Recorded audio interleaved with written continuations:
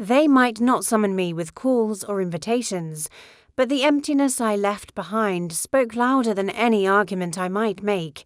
Silence became my sword, forging distance that clarified my worth. One morning, I found an email from Lydia, marked urgent. My heart fluttered, and I resisted the urge to open it immediately. Instead, I finished my coffee, washed the cup, and sat in my armchair. I read her message, "Mother, I'm sorry. We were wrong. Can we talk?" The words were simple, but they trembled with possibility. I closed the laptop and leaned back, letting the silence deepen. I did not reply. I did not delete. I waited, holding my breath in the calm between heartbeats. I had gone silent not to punish them, but to protect myself in that stillness. I found space to breathe, to heal, to remember who I was outside there. Expectations. I learned that silence can carve out a sanctuary where one's own voice, long drowned in the demands of others, can finally be heard. And in that voice, I discovered a new resolve. I would speak when I was ready, on my own terms, and with the quiet confidence of a woman who had reclaimed her own story. After weeks of careful planning and quiet preparation, I took my first decisive step. I rented a small cottage on the outskirts of town, a place with pale yellow shutters and a creaking porch swing that whispered welcome in the breeze. It was modest rooms, a kitchenette, and a narrow brick pathway leading to a rosebush, but it was mine. I arrived on a damp Tuesday morning, June 30th, 2025. With a single suitcase and a folder labelled my affairs. As I turned the key in the lock, I felt a thrill of possibility unfurl like morning light across the walls. Inside, the air smelled of old wood and fresh paint. I moved slowly from room to room, running my fingertips along the plaster, imagining how I would arrange my books, where I might place the armchair for reading, and which corner would hold my easel. I realized this space reflected me in varnished and simple, yet brimming with potential. I set down the folder on the small dining table and exhaled a breath I didn't know I'd been holding. That exhale carried the weight of decisions made. To contest the will, to save each rupee, to redefine my life. It felt like the first note of a new melody. Over the following days, I settled into routines that felt wholly my own. Each morning, I made a pot of strong tea and sat on the porch swing, inhaling the scent of honeysuckle from the garden next door. I wrote in my notebook dreams, plans, poems without constraint or fear of interruption. I sketched the rosebush in charcoal, noticing how its petals curled in the sun. These small acts nurtured a sense of belonging I had not felt in years. I met with Ms. Malik in her office twice more. We filed the petition to contest the will, gathered witness statements, and prepared for mediation. Each signature I placed on the documents was an affirmation I mattered. I watched as my savings account dwindled with legal fees, but I did not flinch. I had traded the illusion of unconditional family allegiance for the certainty of self-respect. Within me, a quiet confidence took root, steady as the courthouse columns. Meanwhile, I discovered a windfall I had forgotten, a government savings bond my late husband purchased when I turned 60.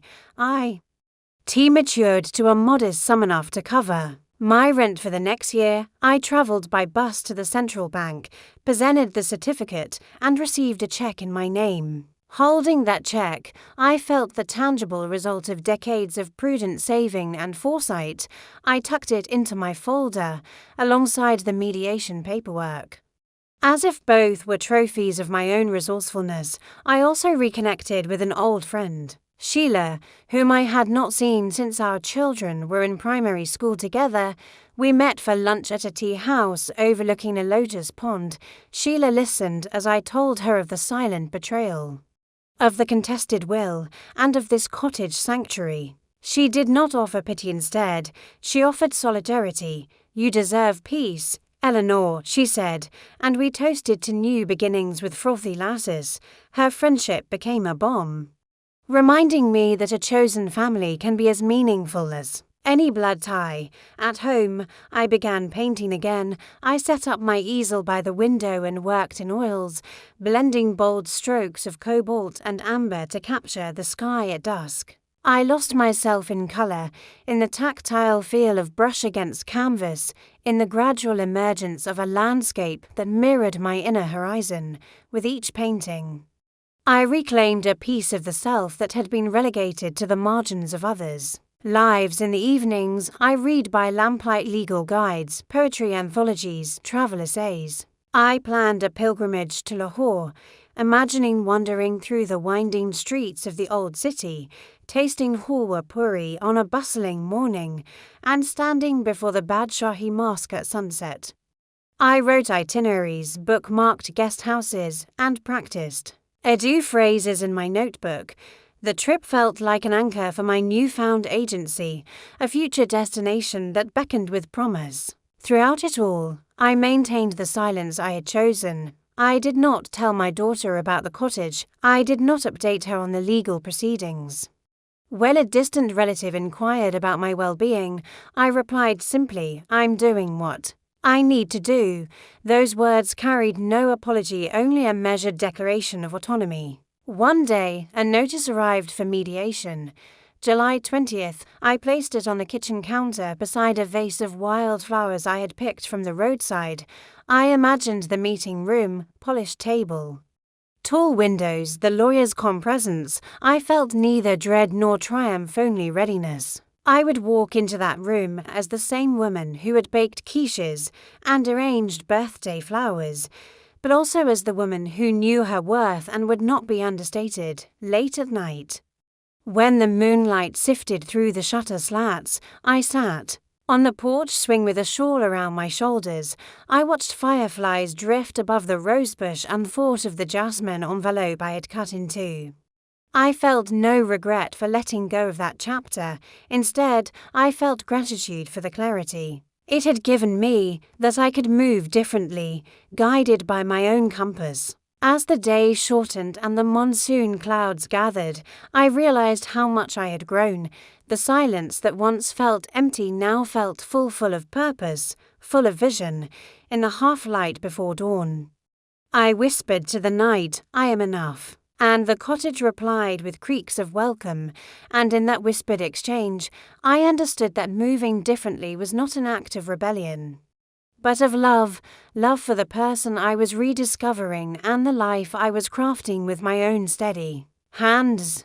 In the weeks after I settled into the cottage and filed for mediation, I watched their lives carry on without my presence and discovered the depth of what they had forfeited. It began with subtle ripples. My daughter sent a text asking for help balancing her checkbook, but then realized she could not recall the password to the joint account we once shared. I watched as she reset it twice and finally gave up, muttering about old procedures too complicated to bother with. I imagined her frustration mounting as she pieced together figures in her head, wishing for the patient guidance I used to offer. At the mediation meeting on July 20th, when we sat across from each other in the sunlit conference room, I heard Lydia apologize for her abruptness at the wedding. Her voice shook. Not with fear, but with recognition of her own missteps. She spoke of missed birthdays, forgotten anniversaries, and nights when she should have called but drifted to sleep instead. I listened as she detailed the gaps I had left in their lives, the meals unsent in the mail, the calls never made, the wise counsel they no longer heard. In that space, I realized that my absence had carved a void so palpable it echoed between the walls. After mediation, small truths surfaced in the days that followed. My daughter struggled with a faulty washing machine and admitted she couldn't remember how to replace the belt.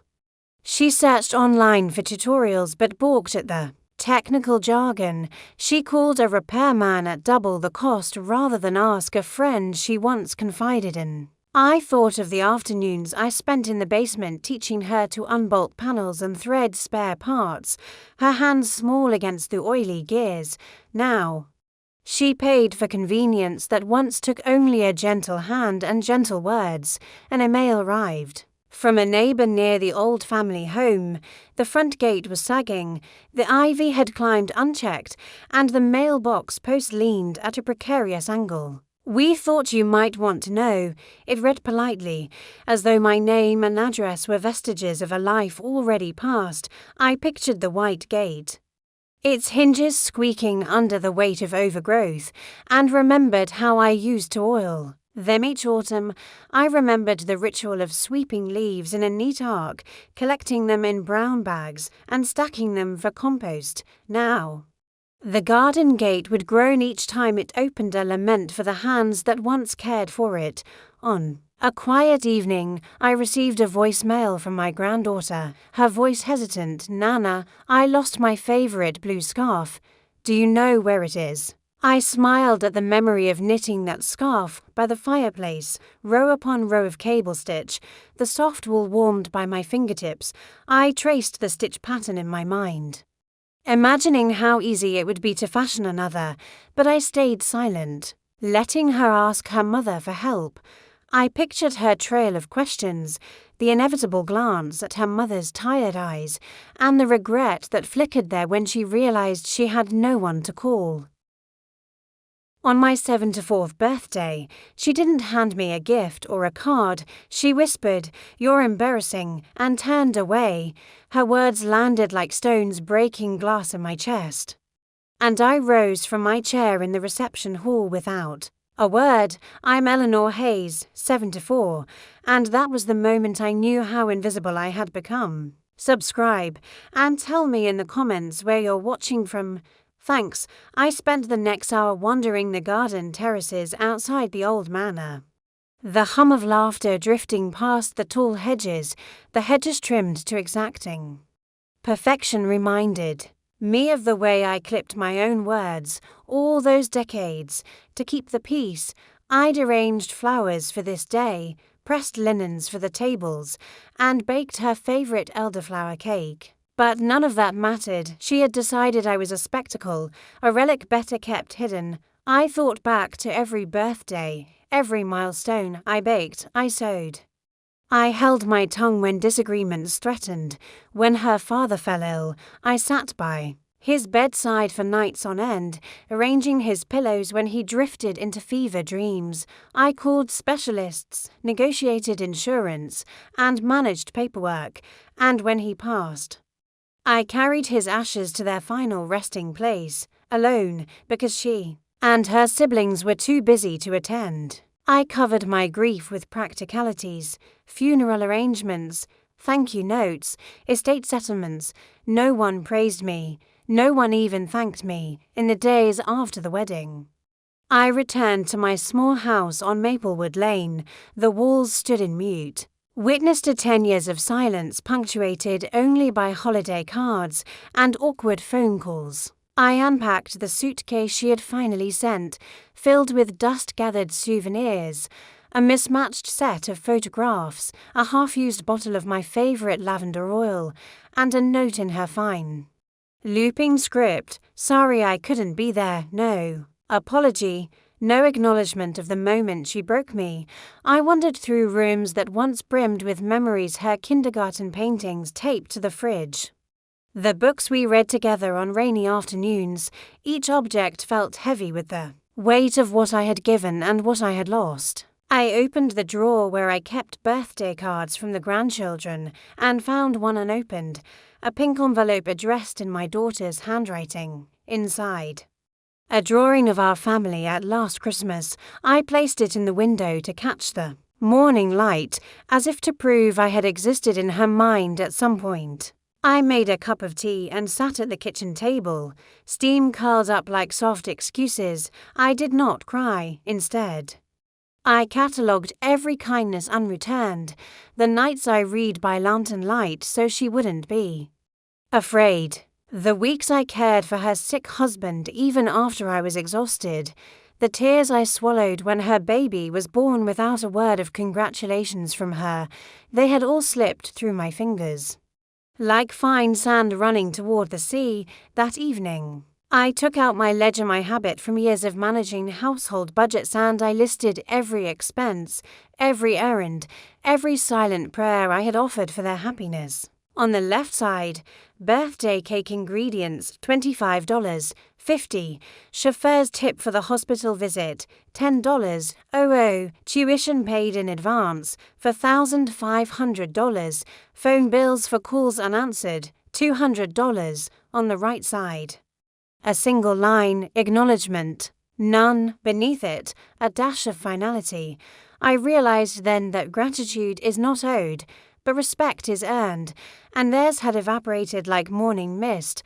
I poured out the last drops of tea, washed the cup, and set it to dry. I felt neither bitterness nor regret. I felt lighter. That night I lay in bed, listening to the soft tick of the mantel clock.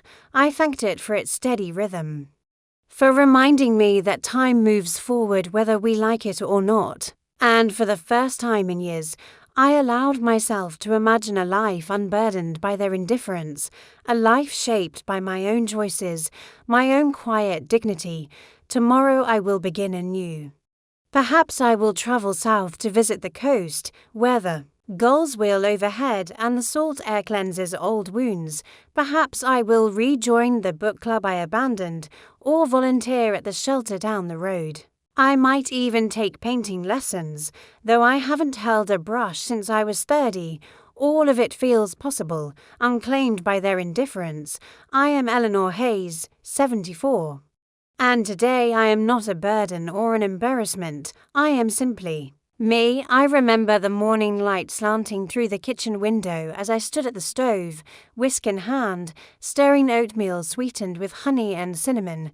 It was Thanksgiving, and the house smelled like roasted turkey and nutmeg. My granddaughter, barely 5 at the time, sat at the table, her legs swinging. I cut her pancake into neat shapes, hearts, stars, because I believed that small gestures could fill up a child's heart.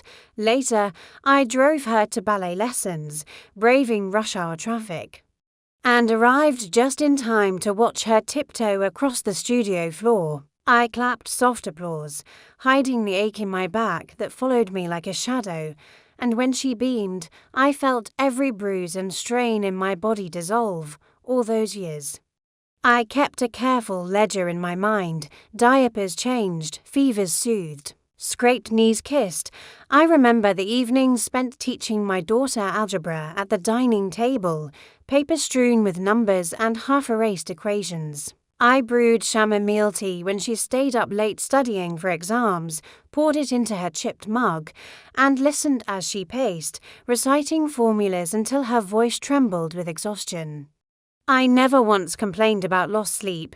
Instead, I listened, because I believed that being heard was one of the greatest gifts I could give. When bills came due, mortgage, car repairs, unexpected medical tests, I found ways to cover them. I clipped coupons, hunted sales, and negotiated payment plans with earnest apologies. I took on extra shifts at the bookstore on Saturdays, shelving volumes of dusty poetry and worn detective novels, so I could slip ₹100 note into an envelope marked college fund. I watched the toll it took. My hands grew rough and cracked, my knees protested with every step, and still I kept going, because the thought of seeing their dreams unfold felt more vital than my own comfort. There were days when the refrigerator hummed empty, and I stood in the doorway, shopping bag in hand, scanning the aisles for clearance items. I selected canned goods and frozen vegetables, then picked up fresh bread and a slab of cheese they loved. At checkout, I felt a pang of shame paying with doubloons of coupons and discounted items, but I refused to let them see my pride waver. I carried it all home, unloaded bags, and arranged the contents as if setting a table for royalty, because at that moment they were royalty in my eyes. I kept secrets for them. 2. The letters from college admissions offices stating regretfully, "We cannot offer you." I stuffed those into a drawer and told them that the state university had accepted their applications. I swallowed the knot in my throat when they proclaimed, "I couldn't have done this without you, Mom, because I believed their success was mine. I never corrected them. Instead, I smiled and said, "You're strong. You earned it." And in those moments, I felt my own spirit swell, tethered to their triumphs. When my husband's health failed, I became a nurse, caregiver, and advocate. I held his frail hand through sleepless nights in the hospital, read him passages of poetry to ease his fear, and negotiated with doctors until the drips and medications aligned with his fragile constitution. I watched his eyes, once sharp and confident, grow dim with fatigue. I brushed his hair, tenderly, as though the simple gesture might weave new strength into his bones. When he passed, I handled every detail: funeral arrangements, memorial notices, thank you cards, because I knew the proper way to honor a life. And I believed it was my duty to make his final farewell as dignified as our life together had been. I cleaned bedrooms, ironed clothes, and kept the house spotless so they could focus on their own lives without worrying about laundry piles or dusty corners. I mended socks with tiny, secret stitches that almost disappeared into the fabric. I matched buttons, replaced zippers, and hemmed skirts that were too long. Each stitch was a promise. No matter how far they roamed, this house, this mother, would always be here to keep them afloat. I planned family vacations, borrowed maps, researched trains and buses, and booked modest guest houses by telephone. I packed suitcases with extra socks, raincoats, and snacks for hungry children. I watched the sunlight dance on their faces as they spotted the sea for the first time, and I carried inside me the memory of their laughter. I stored that laughter in a jar in my heart, believing that one day I would revisit it when the nights grew long and silent. All this I did without complaint. I never said, "Why me?" or "When will you repay me?" because this was not a ledger of debts, but a journal of love. I believed these acts were the essence of motherhood and grandmotherhood, and yet, as the years passed, each quiet kindness was met with less gratitude. Cards arrived late, phone calls were brief, visits grew infrequent. The smiles that once lit their faces when they saw me now flickered and vanished, replaced by polite nods and the glare of a smartphone screen. In the attic, I found a box labeled Memories. Inside were gifts I had given, a porcelain figurine of 2 doves, a music box that played lullabies, a framed photograph of me holding my granddaughter on her first day of school. I traced my finger over the chipped bird's wing and felt the weight of absence. I realized then that the generosity of my soul had become invisible, so ordinary, so expected, that it no longer counted. It was my gift to myself, but I could share its contents if I chose. I rose, retrieved the envelope, and handed it to her. "Read it when you're ready," I said. Her fingers trembled as she held it, and I understood that healing often arrives on its own timeline. She nodded, tears glistening in her eyes, and left without further words. The moon was high when I returned to the porch, the rosebush petals silvered by starlight. I clasped my hands over my heart and felt its steady, triumphant beat. In the solitude of that night, I realized that the letter had already transformed me. It had carved a space where love and compassion could coexist with boundaries and self-respect. It showed me that writing to one's own soul could be as vital as any conversation with others. And as I rose to close my notebook, I whispered into the quiet, "I am free." The porch swing creaked in gentle agreement, and for the first time in many years I believed it. Morning light filters through the lace curtains, painting the cottage walls in soft gold. I rise slowly, arms reaching outward, as if greeting a dear friend. My body moves with calm deliberation. I stretch, slip into my robe, and step onto the porch. The rose bush I pruned weeks ago now blooms in cheerful clusters, each petal edged with dew. I pause to inhale their fragrance, allowing the gentle sweetness to settle in my chest like a remembered lullaby. I carry a cup of chai to the swing, settling in with legs tucked beneath me. The air is still, broken only by the distant twitter of sparrows. I open my notebook to a fresh page and write a single line. I am here, fully present. Then I close the book and sip my tea. The warmth travels down my throat. And I feel the pulse of gratitude in each heartbeat. Today, I have no appointments, no obligations. In the past, that would have felt like an empty stretch of hours. Now, I welcome the space to simply be. I step into the garden and tend the herbs mint, basil, rosemary, pinching off spent flowers and watching new shoots emerge. Each snip of the shears is rhythmic, like a slow drumbeat guiding me deeper into the moment. I collect fragrant sprigs in a woven basket, planning to dry them for tea when the seasons turn. Inside, I hang laundry on the line, soft cotton sheets, linen napkins, my favorite shawl of pale grey wool. The linens flare in the breeze, and I imagine them drifting like sails across an open sea. In that vision, I feel the weight of my past burdens lifting, billowing away like discarded canvas. I step back and breathe in the fresh breeze, anchored by the simple act of caring for my home. Mid-morning, I walk to the village market along a shaded lane. The vendors greet me by name. The greengrocer offers extra tomatoes. The baker wraps a warm loaf in brown paper. The florist tucks a sprig of jasmine into my basket for the scent it brings.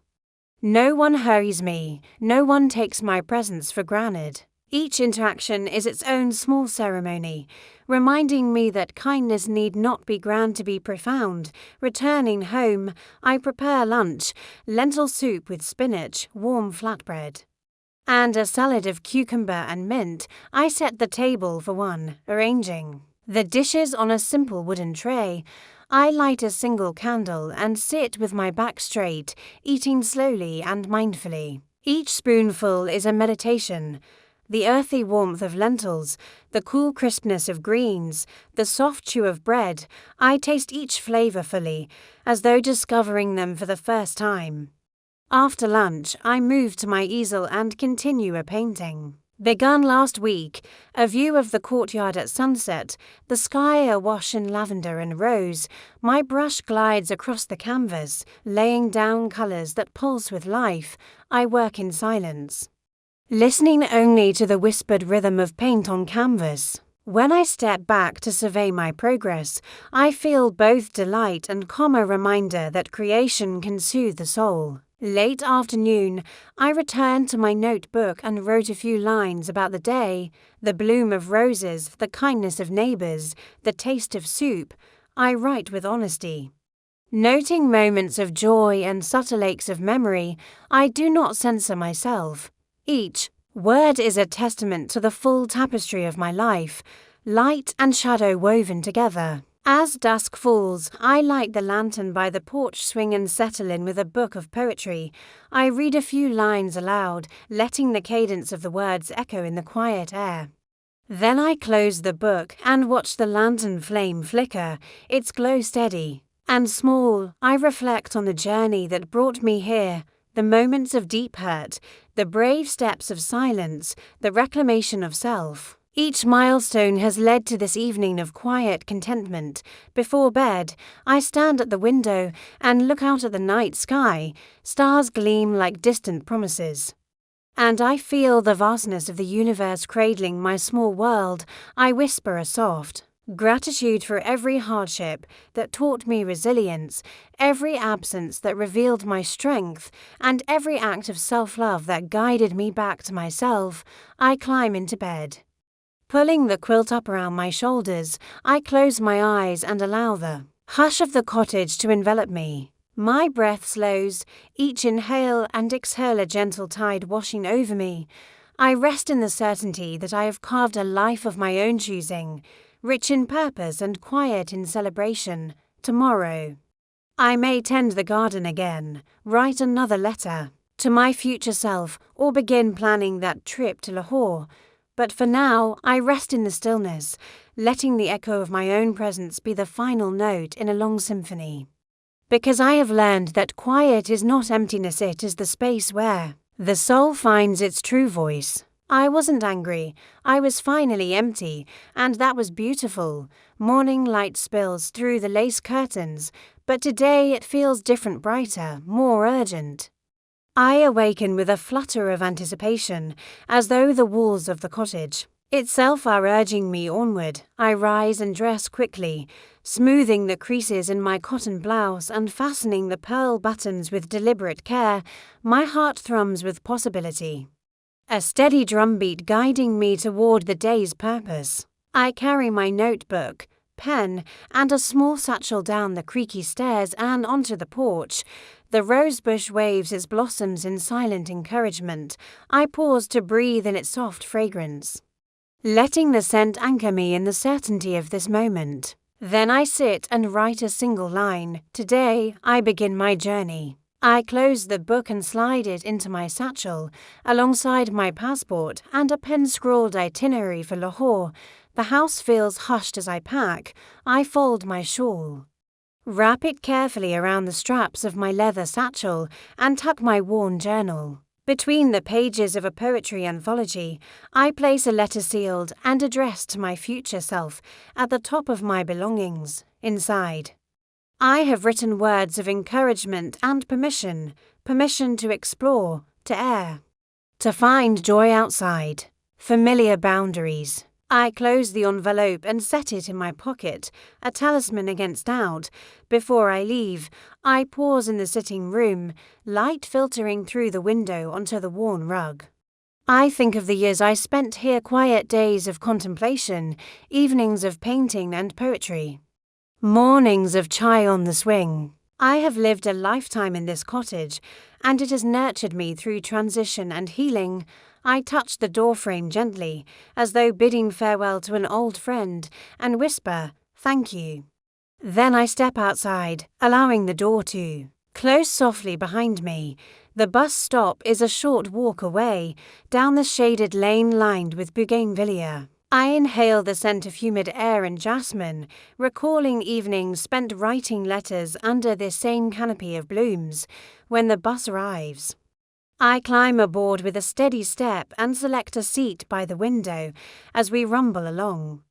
I gaze at the familiar fields and hills receding behind me, folding my hands in my lap and feeling the steady rhythm of the journey beneath me. At the airport, I navigate the bustle with practiced calm. The screens list flights bound for distant cities: Mumbai, Dubai, London, but my eyes seek the one that reads Lahore. I step in line, surrender my documents, and pass through security with only a momentary flutter of nerves. When I arrive at the gate, I find a quiet corner and draw my travel guide across my lap.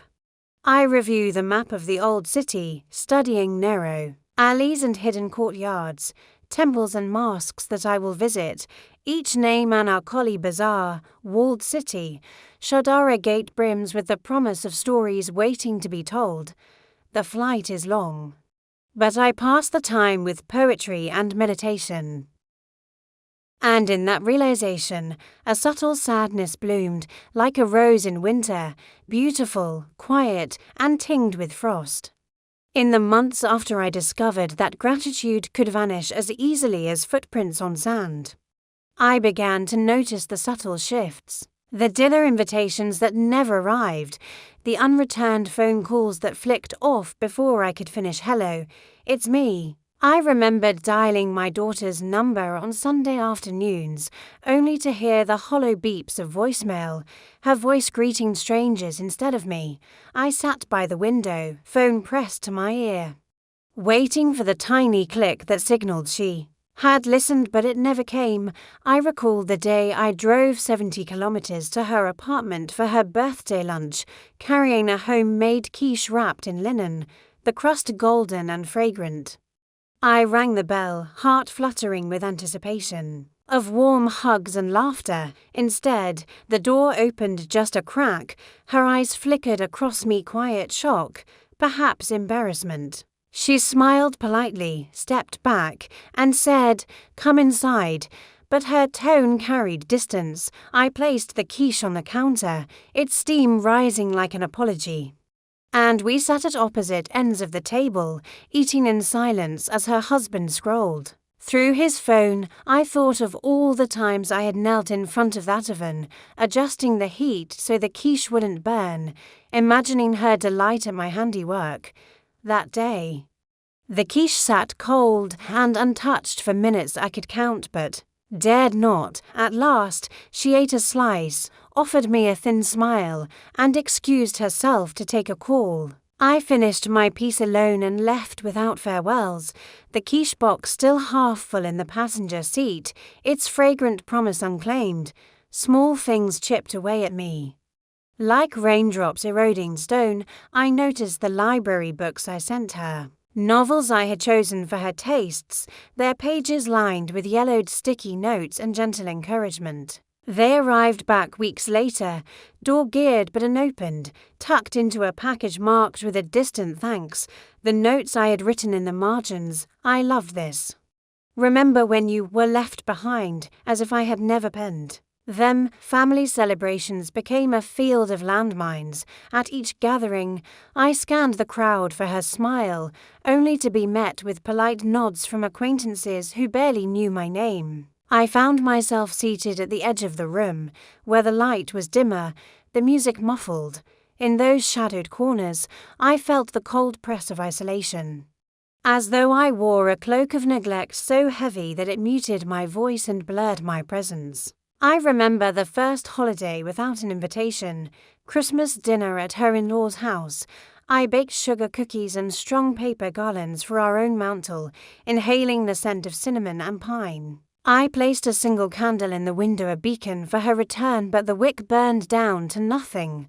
Night after night, I sat alone by the window, staring at the meagre glow of streetlights, reminding myself that hope need not be loud to be alive, and yet love can be stubborn.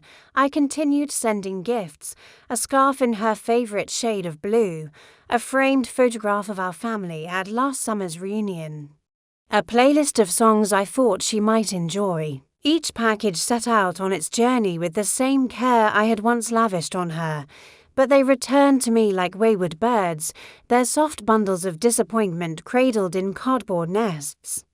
One day, I found an envelope tucked behind the sofa, an invitation to her son's birthday party, dated 2 weeks past. The card lay face down, its edges curled with neglect. I flipped it over and saw their neat handwriting. "Please join us." I folded the card, pressed it flat, and fired off a polite RSVP by email. Asking if I could still come, the reply was gentle, almost regretful. "I'm sorry, we sent too many invites. Perhaps next time." No apology for the oversight, just a casual dismissal that cut deeper than any harsh word. In quiet moments, I catalogued these injuries, the unresolved RSVPs, the folded invitations, the voicemail silences. I kept them in a mental album titled Quiet Hurts. Each hurt labelled with a date and a weight: January 14th, phone unanswered. February 2nd, invitation lost. March 8th, message deleted. I carried that album everywhere, in the grocery line. I pictured its pages fluttering between cereal boxes, on solitary walks. Its photos pressed against my chest like love letters. I noticed the controlling gestures disguised as concern, calls that began with "I just want to make sure you're okay," but ended with orders: "Take your medication. Don't drive in the dark. Come live with us." Each admonition felt less like love and more like shackles on my autonomy. I thought of my days in the hospital last year, recuperating from a minor fall. I refused the offer to move in. Insisted on my own place, my own independence. In their eyes, my choice was irrational. They feared for me, but I feared losing myself even more. I watched from afar as her children flourished. School plays, soccer matches, science fairs. I applauded every milestone through the cold screen of Facebook photos. Each smile and medal a reminder of my absence. I liked the pictures, left heart. emojis, and whispered congratulations into the emptiness of my living room. No one thanked me. No one even noticed. Sometimes I caught glimpses of my reflection in shop window stooped shoulders. Silver strands of hair, eyes lined with the roadmap of a hard life. In those moments, I saw both fragility and strength, a woman who had given everything and had little left to show. I closed my eyes and breathed in the grit of the pavement, willing myself to remember that I was more than a tally of unreturned favors. In the pattern of neglect, I found a strange clarity. Each unmet expectation illuminated my worth. If they had taken nothing for granted, they would have held me closer instead. They let me drift into the margins, paler than a faint pencil stroke, on bright paper, and in that paleness, I learned that absence can speak louder than presence. The space I left behind became the mirror they refused to look into. At night, I drifted into dreams where I whispered to them, "I love you," words that once carried the weight of oceans, now feather light, barely reaching their ears. I awoke with my throat raw, a silent echo of every unspoken truth I had stored like treasure in my chest. I pressed my hand to my heart and felt its steady pulse, reminding me that life still beat within me, despite their indifference. So I gathered my quiet hurts like pebbles for an artful mosaic, not to relieve pain, but to honor it. Each fragment glinted with memory, the unopened letters, the cancelled visits, the whispers of pity disguised as love, and in the gathering, I discovered a truth I had almost forgotten, that my story pressed into the grain of my days was worth telling, even if no one else cared to listen. I remember the exact moment I realized something had shifted irreparably. It was a Thursday morning, June 19th, 2025, when I stepped onto the porch to collect the day's mail. The late spring air was cool, scented with budding jasmine, and the world felt uncommonly still. In the stack of envelopes, bills, a grocery flyer, my granddaughter's postcard from summer camp was a heavy, cream-coloured envelope embossed with the registry office crest. My name was typed neatly on the front. I turned it over in my hands, heart fluttering with both anticipation and dread. Inside lay a single sheet of paper folded with precision. I unfolded it and read words that knocked the breath from my lungs. I, Margaret Hayes, hereby revoke all prior wills and codicils and appoint my daughter, Lydia Whittaker, sole executor and beneficiary of my estate. Beneath her signature was a second scrawl, Eleanor Hayes, my name, signed in my own flowing hand, as a witness. The date read June 10th, 2025, 9 days before the wedding she barely acknowledged. I blinked, rereading each line as though the paper might dissolve and leave me with nothing but daylight and jasmine in that moment. The ledger in my mind, the careful account of every act of love I had given, flipped unbearably against the ledger of my losses. All the unpaid bills, the meals left in half-empty containers, the phone calls unanswered, they had finally been tallied and found me wanting. Even my name was reduced to witness only. A signature to validate someone else's design. That single line, sole executor and beneficiary, severed every thread of obligation I once believed bound them to me. My hands trembled as I refolded the document and tucked it inside the envelope. I closed my eyes, listening to the sudden roar of silence. The world beyond the porch seemed to hold its breath. A hummingbird paused mid-hover, the jasmine petals stilled on their slender stems. It felt as though the earth itself had leaned in to hear how I would respond. But I said nothing.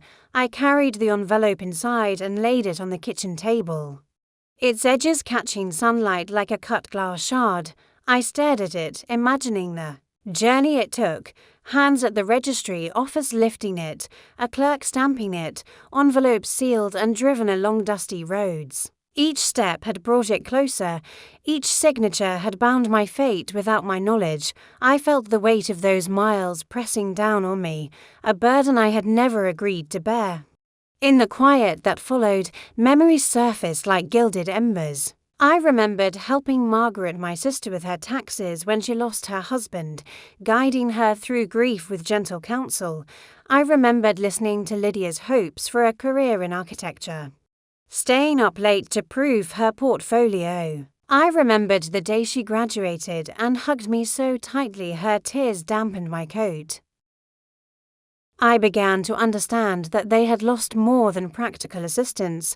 They had lost the quiet assurance of my presence in her new house.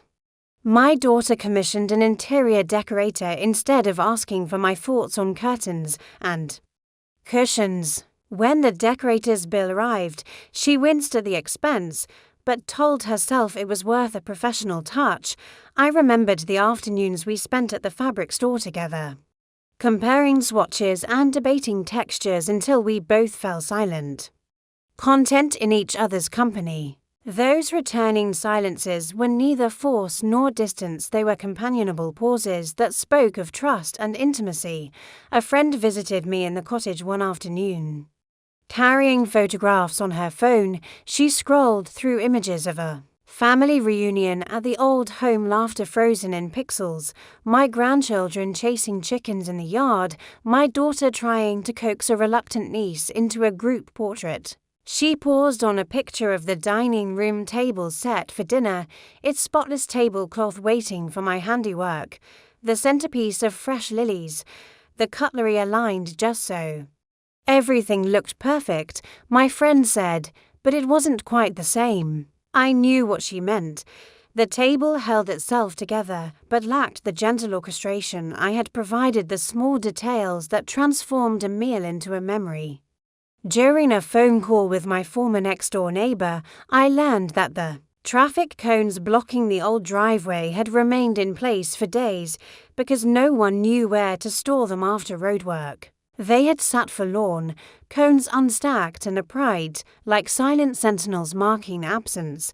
I remembered retrieving those cones with my daughter's help one summer afternoon, stacking them beneath the shed and hosing off the mud. We had laughed at the absurdity of ourselves, two women in summer dresses handling road equipment, and in that laughter I felt the warmth of our bond. Now the cones stood abandoned, their bright orange dulled by dust. Even the family dog, old Rufus, wandered in circles by the gate, nose to the ground.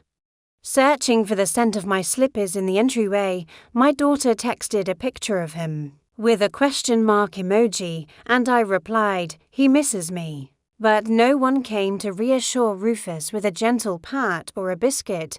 They took him for walks mechanically, along routes straighter and shorter than the meandering paths I favoured. I pictured Rufus tasting the air for traces of my lavender perfume, and finding only hints of street traffic and fertilizer. The deepest ache was in the absence of my voice. No one asked me to read aloud from the poetry collection I once held at book club meetings. No one sought my counsel on family recipes passed down through generations. I recalled the evening gatherings around the hearth, where I would recite lines of Wordsworth or Rumi, letting my voice rise and fall like candlelight. Now the hearth sat cold, its embers banked with memories no longer stirred by my breath. Yet, in that void, I felt a quiet power. They had become aware, perhaps for the first time, of the scaffolding I had provided for their lives, the missing balance sheets, the faltering appliances, the neglected garden all bore witness to my absence. And in witnessing that absence, they glimpsed the breadth of my contributions. They had lost more than a helping hand. They had lost a presence that quietly held their world together. One morning, I received a letter from my daughter. She wrote, "I realize how much I took for granted. I'm sorry, I miss your voice in my life." There were no demands, no entreaties, just an acknowledgement that the world had shifted in my absence. I folded the letter and placed it in the folder labeled My Affairs. I did not unfold it again. I did not reply immediately. Instead, I sat in the early sun on my porch swing and listened to the wind in the rosebush, the steady hum of a cicada hidden among the leaves. In that moment, I felt the gentle weight of their recognition, and it settled in me like a soft offering. I did not rush back into their lives. I watched the gates being repaired, the garden being pruned, the appliances tended by a newly hired handyman. I noted the difference in the way they approached these tasks, awkward, deliberate, as though learning a craft from scratch. Each successful repair, each restored routine, felt like a testament to my teaching, evidence that my lessons lingered even in my absence. I realized then that absence had not made the heart grow fonder in easy sentiment. It had shown the heart what truly anchored it. They had learned that a life enriched by quiet devotion need not be loud to be vital, and in that lesson I found a kind of victory not through confrontation, but through the subtle revelation of what they had lost late that evening. I closed my eyes and whispered into the stillness, I was here. The night answered with the rustle of leaves, and I understood that in the hush of absence my presence had spoken more clearly than any word I could have uttered. I awoke before dawn one morning. The sky still draped in shades of indigo and violet, and carried my notebook and pen to the porch swing. The air was cool, mist pooling at my feet like pale tulle. I opened a fresh page and wrote, "Dear Eleanor," the one you are right now. At first, the words felt strange on my lips, as though I were addressing a stranger, but as the pen moved across the paper, tracing each letter, I sensed the weight of lifetimes embedded in my own script. I realized this letter would be both confession and benediction. I paused, listening to the soft lull of my heartbeat and the distant rumble of the early train. In that hush, I found courage. "You have been kind beyond measure," I wrote. "You gave until you had nothing left to give. You have hidden your own needs behind their smiles." The ink pooled slightly at the curve of each G and Y, mirroring the tears that welled in my eyes, but I did not wipe them away. Instead, I let them fall onto the page, smudging the words with gentle compassion. I continued, "Tomorrow you will step into a room that might feel hostile. You will confront words signed in cold ink. You will face the betrayal that severed your place in their world. But know this, your worth is not measured by their acknowledgement." I dipped the pen into the inkwell and wrote those lines slowly, as though each syllable carried a sacred meaning. The early light broke over the rooftops, and I felt as if the sun itself had paused to read alongside me. Then I wrote to my daughter, "My dear Lydia, I know you did not set out to diminish me. The years passed in a blur of obligations, and the quiet kindnesses slipped through your fingers. But I recall every gift I offered, every sacrifice I made, and every time I held your hand when the world felt cold. I believe in the good in your heart." The pen trembled as I penned those words, but I refused to blot them out. Compassion, I realized, could mend fractures that anger only deepened. Next, I addressed my granddaughter, "Sweet Clara, your laughter has been the star I sailed by, even when I felt adrift. I remember the morning I taught you to tie your shoe, guiding your fingers until they understood the loops and knots. If you have forgotten, know that you carry that memory in your bones." I hesitated, recalling the wedding hall where she turned away, but I pressed on, deciding that kindness must arrive before reproach. I added, "I will always see the child who needs me, even if you cannot see me now." I folded the page, breathing deeply, and then wrote on a second sheet, "To my past self. The woman who worried that her own needs were selfish, they are not.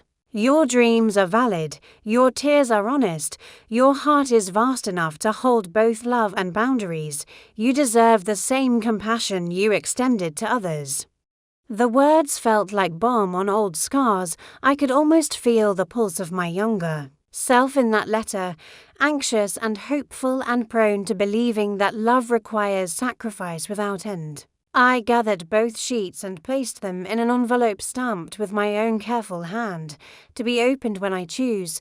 I set the envelope beside the inkstand, where the morning light glinted on its edges. I did not seal it immediately, wanting The letter to rest in the half-finished state of becoming. It was a living promise, awaiting the moment when I would truly believe its message. All day, I moved through my routines with a quiet ease.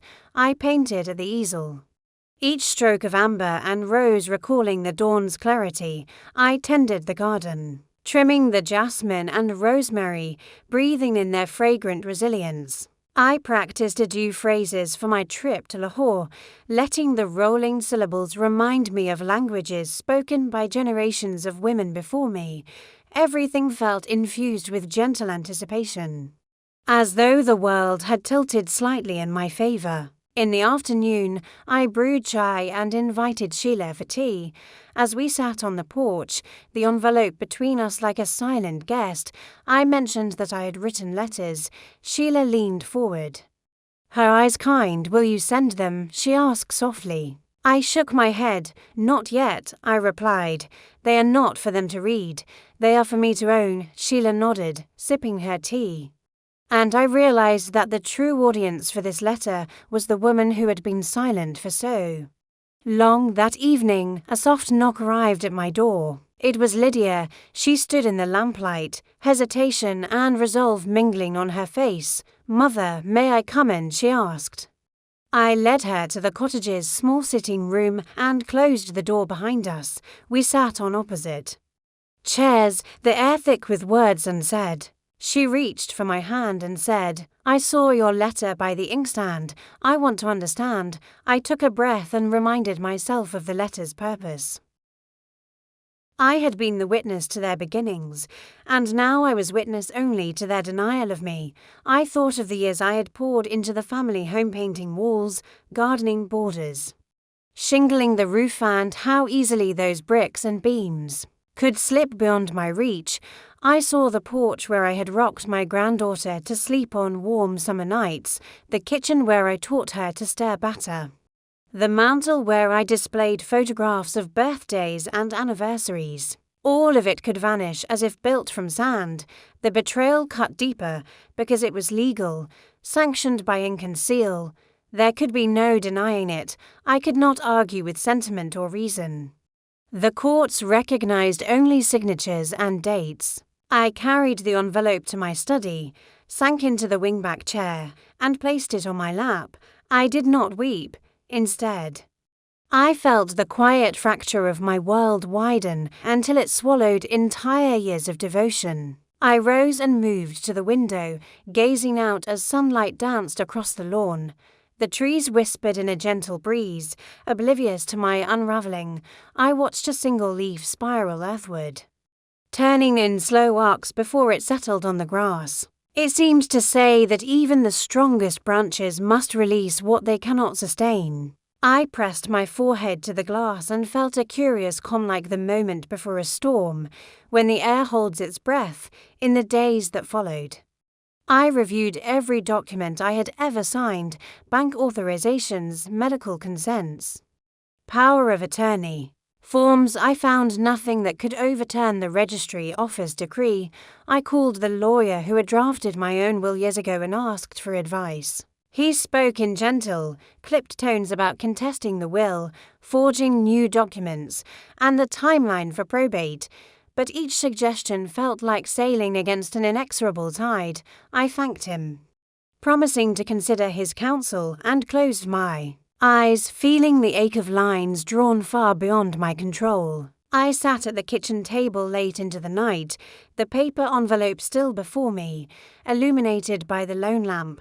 I ran my finger along the embossed crest, tracing its curves as though I could relearn its contours. I recalled the day I had stood in the registry office to register Margaret's birth, proudly presenting my sister to the world, who had witnessed that moment, who had witnessed the years I spent guiding her. No one had handed me a similar parchment then, and yet they had entrusted me with their trust, and now they had revoked it. That afternoon, I carried the envelope back outside. I walked to the garden shed and retrieved my pruning shears. With methodical precision, I cut a slender branch from the jasmine vine, its blooms trembling on their stems. I took the branch and returned to the porch, set the envelope on the railing, and laid the vine across it. Then I lifted the shears and snipped through paper and petals, severing the envelope in two. The cream-coloured halves fell to the steps, scattering blossoms like pale confetti. I watched them flutter to the ground, each petal a testament to something once beautiful and now broken. I stood there for a long moment, silent, watching the fragments drift. The jasmine petals lost their fragrance in the breeze, and the envelope scraps lay sodden with dew. I felt neither satisfaction nor relief, only the deep, clear water of acceptance. I did not reclaim the document. I did not gather its pieces. I simply let it lie where it fell. In that act so simple, so quiet, I discovered my own final line. I would not fight with ink or petition the courts. I would not stoop to plead or bargain for scraps. I would cut my own ties with as much grace as I could muster. The registry office could decree what they would, but they could not claim my spirit. They could remove my name from their list of heirs, but they could never erase the sum of my life's devotion. I turned from the railing and walked back into the house. Jasmine vines swaying in the breeze. The world had shifted, but I felt a steadiness bloom within me, like a seed buried in winter soil waiting to sprout. I placed my hands on the front door and paused, feeling the grain of the wood, the pulse of its threshold. Then I stepped inside, closing the door softly behind me, as though sealing off a chapter that no longer served me, and in that gentle click, I knew I would write the next line of my story on my own terms, for days after I severed the jasmine-clad envelope. I carried a quietness with me, like a cloak woven from dusk. I spoke only when necessary, to greet the postman, to order groceries, to tell the cat that evening meal was served. My voice felt unfamiliar in my own throat, as though I were speaking through layers of gauze. Silence, I discovered, can be its own language. A pointed glance, a measured step, the stillness of an unasked question. I began withdrawing from routines. I stopped sending gifts and placing phone calls on Sundays. When the mail arrived, I left it piled on the kitchen table. Bills, flyers, an occasional postcard from a distant cousin. I did not open cards from my daughter or grandchildren. I did not delete voicemails or return messages. Instead, I listened to their recorded tones leak into my mind, hesitant, perfunctory, lacking warmth. And then I pressed delete, as if each deletion were a small rite of reclamation. In the hush of that withdrawal, I found space to think. I sat in my study, sunlight drifting across the worn leather of my armchair, and I emptied the contents of my purse onto the desk. Keys, the gold locket my husband gave me on our 50th anniversary, a small notebook filled with grocery lists and doctor appointments. I opened the notebook and turned to blank pages. There I began a different ledger, not of expenses or unreturned favours, but of possibilities. I wrote down dreams I had abandoned, painting, classes in the village hall, a week's retreat at the lakeside cottage, a quiet trip to Lahore to see the old part of the city. Each idea felt like a promise to myself, an affirmation that I still had desires beyond their neglect. I looked back at the registry office decree and realized it hung over me like a dark cloud. But I refused to be consumed by it. Instead, I researched quietly. I sat at my computer, poring over legal websites and probate guides. I bookmarked articles about contesting wills, drafting codicils, and gaining power of attorney. I scribbled notes in the margins: consult Ms. Malik, family law, inquire about mediation, check statute of limitations. I did not share these notes with anyone. I filed them away in a folder I labelled My Affairs, a title that felt both novel and liberating. I began saving. I opened a new bank account, one that bore my name only. I transferred small amounts each week from my old account, money earned from a freelance editing project, dividends from a long-forgotten investment, the interest on a fixed deposit. I watched the balance grow, 2,000, 3,000, 5,000 rupees. With each deposit, I felt the soft tightening of control around my life, as though I were gathering strength for a journey I had not yet named. At the end of the week, I made an appointment with Ms. Farah Malik, a family law attorney recommended by a neighbour. I stepped into her office, a bright room hung with diplomas, and introduced myself as Eleanor Hayes. I explained, in calm, measured sentences, the betrayal of the will. I spoke of my age, my health, and my desire not for vengeance, but for recognition and respect. Ms. Malik listened without interruption, her pen moving steadily across her notepad.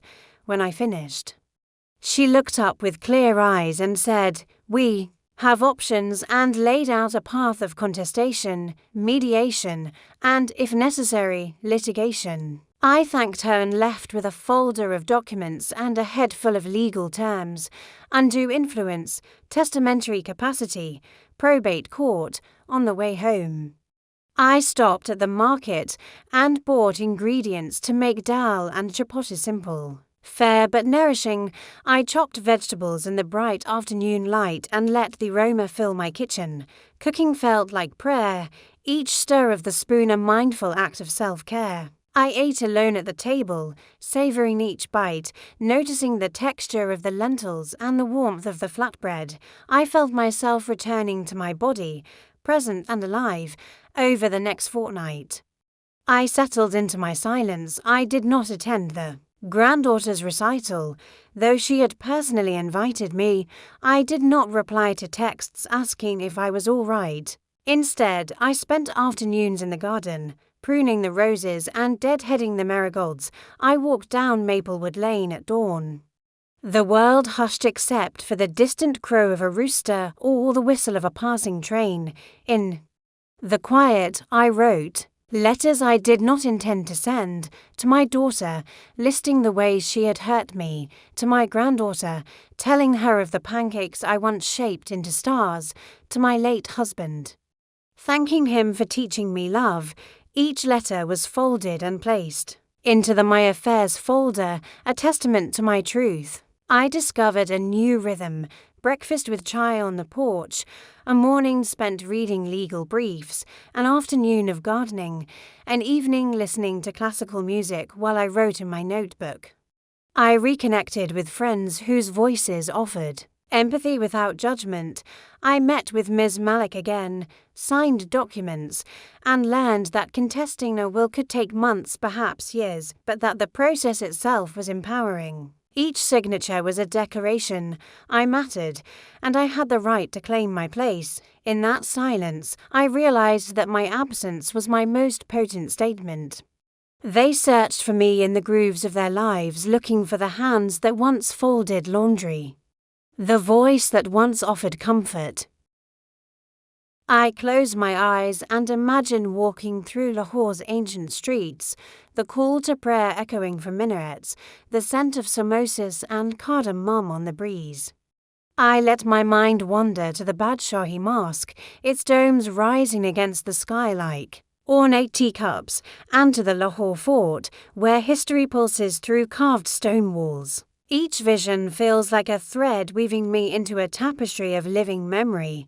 When the plane descends, I feel my pulse quicken. The city unfolds beneath me, rooftops layered in sunshine, tree-lined avenues, a mosaic of colors and textures. I step onto the tarmac and into a new rhythm: the hum of voices in Urdu, the laughter of children in school uniforms, the rush of rickshaws weaving through traffic. I gather my satchel and move forward, each step a small victory over the doubts that once tethered me to the familiar.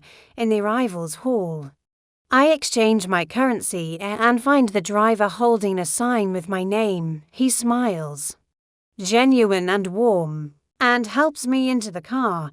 As we navigate the city's arteries, I press my hand to the window and watch Lahore breathe around me, bustling markets overflowing with spices, vendors selling jasmine garlands, shop fronts painted in brilliant hues. The driver points out landmarks, the Chalamet Gardens, the tomb of Gendre, and I nod, committing each site to memory.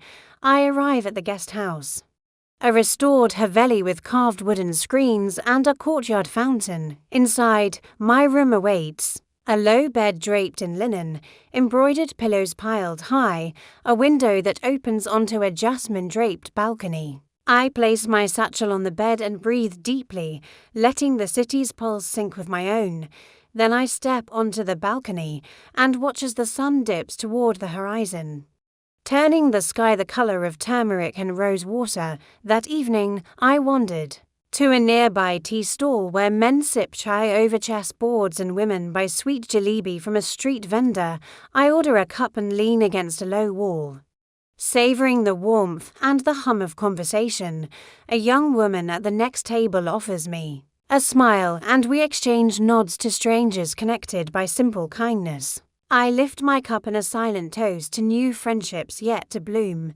Back at the Haveli, I unpack my belongings.